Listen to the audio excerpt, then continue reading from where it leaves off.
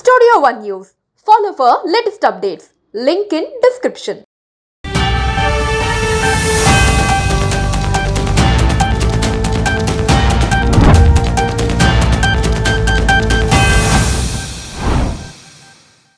మన సైన్యం రావల్పిండిలో గర్జించిందంటూ రక్షణ శాఖ మంత్రి రాజ్నాథ్ సింగ్ వెల్లడించిన సంగతి అయితే తెలిసిందే. సైన్యం చర్యలు సరిహద్దు ప్రాంతాలకే పరిమితం కాలేదని రావల్పిండిలోని పాక్ ఆర్మీ ప్రధాన కార్యాలయంలో కూడా బిగ్గరగా ప్రతిధ్వనించాయని అన్నారు. మరి ఈ నేపథ్యంలో అందుకు కారణం బ్రహ్మోస్ అని కథనాలు వస్తున్నాయి. యూపీ సీఎం వాటిని బలపరిచారు. అవును, పాకిస్తాన్కు అధికారికంగా రాజధాని ఇస్లామాబాద్ అయినప్పటికీ అడ్మినిస్ట్రేషన్ మొత్తం జరిగేది రావల్పిండి నుంచే.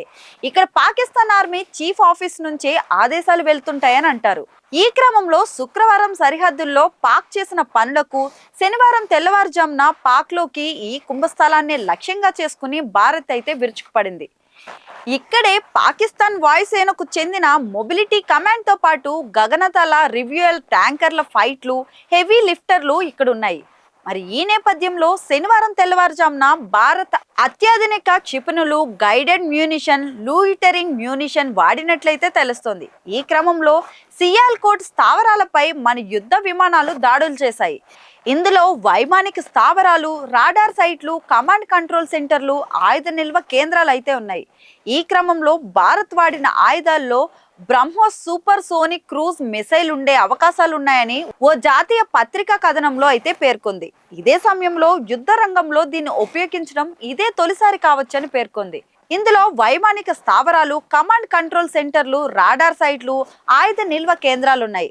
భారత్ వాడిన వాటిలో హ్యూమర్ గైడెడ్ బాంబులతో పాటు స్కాల్ క్షిపణే కాకుండా BrahMos supersonic cruise missile ఉండే అవకాశాలు ఉన్నాయని ఇండియన్ ఎక్స్ప్రెస్ కథనంలో అయితే పేర్కొంది. యుద్ధ రంగంలోకి దీనిని ఉపయోగించడం ఇదే తొలిసారి కావచ్చని పేర్కొంది. అయితే యూపీలో బ్రహ్మోస్ క్షిపణి తయారీ కేంద్రం ప్రారంభోత్సవం సందర్భంగా యూపీ సీఎం యోగి ఆదిత్యనాథ్ మాట్లాడుతూ ఆపరేషన్ సింధూర్లో భారత్ బ్రహ్మోస్ క్షిపణులను ఉపయోగించిందని, దాని ప్రభావం గురించి తెలియని వారు ఎవరైనా ఉంటే పాకిస్తాన్ అడిగి తెలుసుకోవచ్చని సూచించారు.